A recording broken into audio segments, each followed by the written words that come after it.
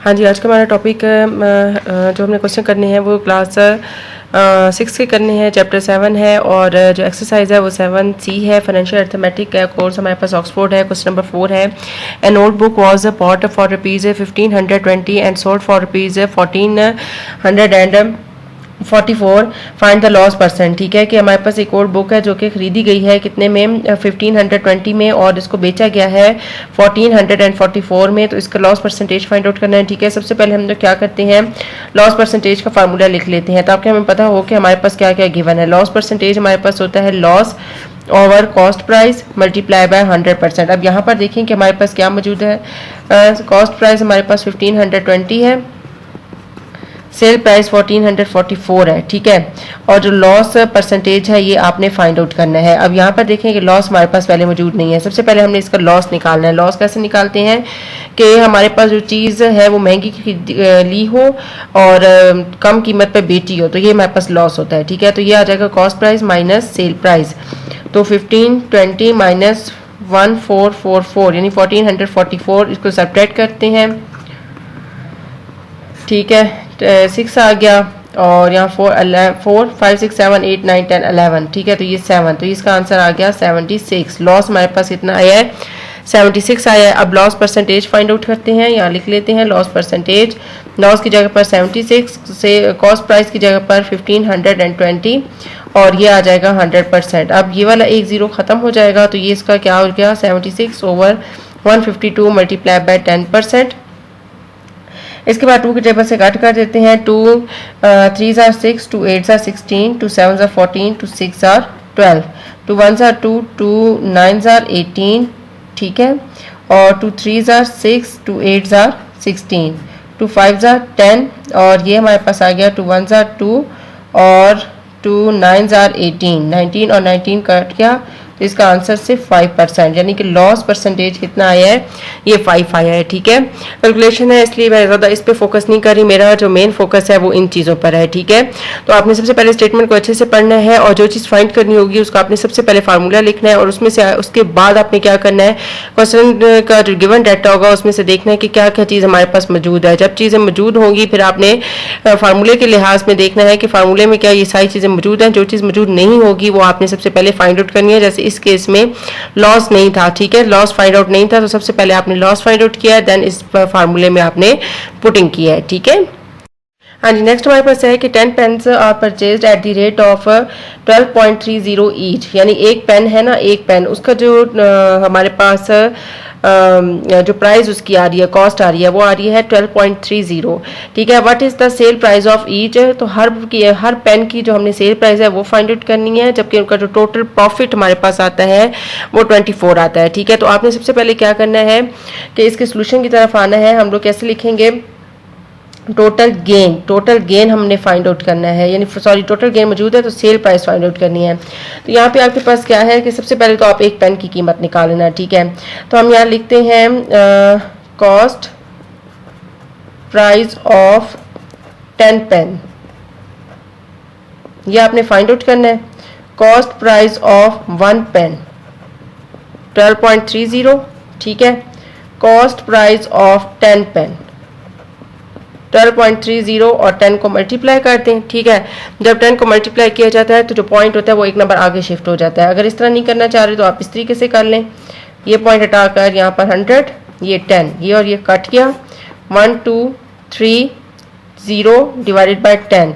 जब हमने 10 पे इसको डिवाइड किया तो एक नंबर पीछे ले गया, 0.0। अब पॉइंट के बाद 0 है तो हम इसको सिंपल इस तरीके से लिखते हैं। ठीक है, तो हम यहाँ पे लिखते हैं कि जो कॉस्ट प्राइस आई है 10 पेन की, 10 पेन 1 2 और 3 यानी 123 रुपीज़ आई है 10 पेन की। ठीक है, अब आगे आ जाता है गेन का मतलब हो जाता है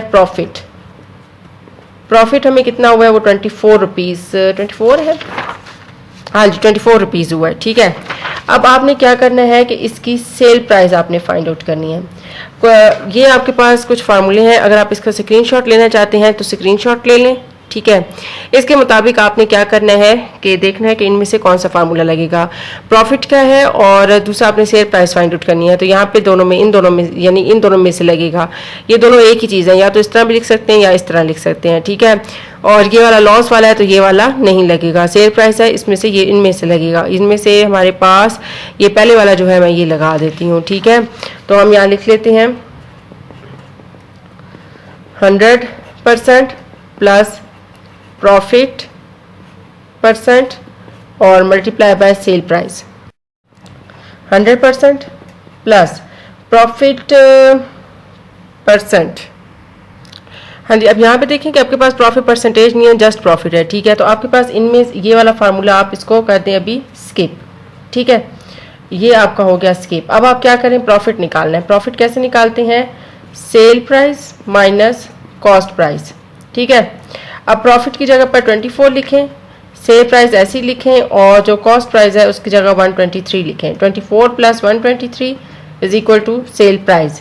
तो ये आ गया सेल प्राइस हमारे पास 123 और 24 को ऐड कर देते हैं 4 5 6 7 यानी कि 147। ये 1 की निकली है, यानी कि एक जो पेन है ना उसकी जो सेल प्राइस है वो 147 है, ठीक है। और अगर 10 पेन आएंगे, 10 पेन ऑफ सेल प्राइस या सेल प्राइस ऑफ 10 पेन, तो आपने क्या करना है 147 और 10 को आपस में कर देना है मल्टीप्लाई।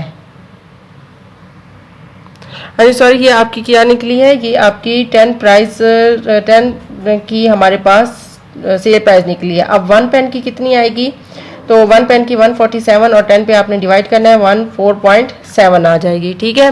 तो इस तरीके से आपने इनको सॉल्व करना है, ठीक है। यहाँ पे मैं एक दफ़ा फिर आपको यहाँ पे समझा देती हूँ कि आपने क्या करना है कि यहाँ तक आपके पास मौजूद था ना कि cost price of 10 pen, 10 pen जो है उसकी जो कॉस्ट प्राइस है वो 123 है, जबकि प्रॉफिट जो आपके पास आया है वो आपके पास 24 आया है और सेल प्राइस फाइंड आउट करनी है। Profit is equal to sell price minus cost price. तो प्रॉफिट 24 आ गया, सेल प्राइस ऐसे ही लिखेंगे और कॉस्ट प्राइस 123। अब ये यहाँ पर शिफ्ट हो गया 24 plus 123 is equal to sell price. तो ये 7 4 और 1 ये आ गया सेल प्राइस, ठीक है। अच्छा, ये जो सेल प्राइस आई है ना ये 10 पेन की आई है, ठीक है। अब यहाँ पे मैं लिख के आपको बताती हूँ सेल प्राइस ऑफ 10 पेन, ये आ गया 147, जबकि सेल प्राइस ऑफ 1 पेन, तो एक पेन की कीमत कितनी होगी, 147 को 10 पे डिवाइड करें 14.7 रुपीज़ आएगा, ठीक है। हाँ जी, अब आपने इसका क्वेश्चन नंबर 6 करना है। इसको सॉल्व करने से पहले अगर आप मेरे चैनल पे नए हैं और अभी तक मेरे चैनल को लाइक और सब्सक्राइब नहीं किया तो काइंडली मेरे चैनल को लाइक और सब्सक्राइब करते हैं। और अगर आपको मेरी वीडियोस अच्छी लग रही हैं तो अपने फ्रेंड और फैमिली के साथ ज़रूर शेयर कीजिएगा और ज़्यादा से ज़्यादा शेयर करें। अगर आपको मेरी वीडियोज़ अच्छी लग रही हैं और आपको समझ आ रही है, आपके कॉन्सेप्ट क्लियर हो रहे हैं और आपके वर्क में आपको हेल्प आउट कर रही हैं तो मेरे चैनल को ज़रूर सपोर्ट करें, ज़्यादा से ज़्यादा शेयर करें, लाइक और सब्सक्राइब ज़रूर करें। इसके अलावा मुझे फेसबुक और इंस्टा पर भी फॉलो कर सकते हैं। कोई भी टॉपिक जो आप समझना चाहते हो तो आप वहाँ पर भी डिस्कस कर सकते हैं, ठीक है। अब क्वेश्चन नंबर 6 पे आ जाते हैं कि इफ 30% इज लॉस्ट यानी लॉस हो गया, ठीक है, by selling a sofa set for ₹980। अब जब उसने सोफा सेट को सेल किया है तो उस पर जो उसको लॉस हुआ है वो हमारे पास 30% आया है, ठीक है। At what price must it be gain. अब 10% पे यानी कौन सी प्राइस है जिसपे उसको प्रॉफिट हुआ है 10%, ठीक है। सबसे पहले आपने ये फाइंड आउट करना है, देन आपने आगे की तरफ जाना है, ठीक है। अब यहाँ पे पहले हम लोग सोल्यूशन लिख लेते हैं। सेल प्राइस 980 रुपीज़ है, जबकि लॉस जो परसेंट है वो हमारे पास 30% है, ठीक है। तो हम इसका क्या करते हैं, कॉस्ट प्राइस फाइंड आउट करते हैं। तो अब हम क्या करेंगे, इस वाले में से देखते हैं कि कौन सा लगता है, ठीक है। कॉस्ट प्राइस फाइंड आउट करना है तो ये कॉस्ट वाले हैं, ठीक है। तो इसमें लॉस मौजूद है तो हम ये वाला फार्मूला अप्लाई करते हैं, ठीक है। तो कौन सा है हमारे पास, cost price is equal to sell price over 100% minus loss percentage, ठीक है। तो ये 980 आ गया ओवर 100% माइनस 30%। तो 980 ओवर 100 में से 30 को हम कर देते हैं सब्ट्रैक्ट, ठीक है। जब हमने इसको 30 में से सब्ट्रैक्ट किया तो ये आंसर इसका आता है 70%, ठीक है। अब परसेंटेज को जब ख़त्म करते हैं तो उसके लिए हम डिवाइड कर देते हैं। ओवर 100 से डिवाइड किया, ये टर्म चली जाएगी ऊपर, 980 मल्टीप्लाई बाय 100 डिवाइडेड बाय 70, ये और ये ख़त्म 980 मल्टीप्लाई 10 डिवाइड बाय 7। अब 980 और 7 को कर देते हैं डिवाइड, ठीक है। 7 1 7 8 9, 2 और 8 आ गया, 4 28 और ये जो 0 है ये ऊपर गया। तो कॉस्ट प्राइस कितनी आ गई? 140 रुपीज़, ठीक है। अब यहाँ तक हमारे पास क्वेश्चन हल हो गया जिसमें हमने कॉस्ट प्राइस निकाली है, ठीक है।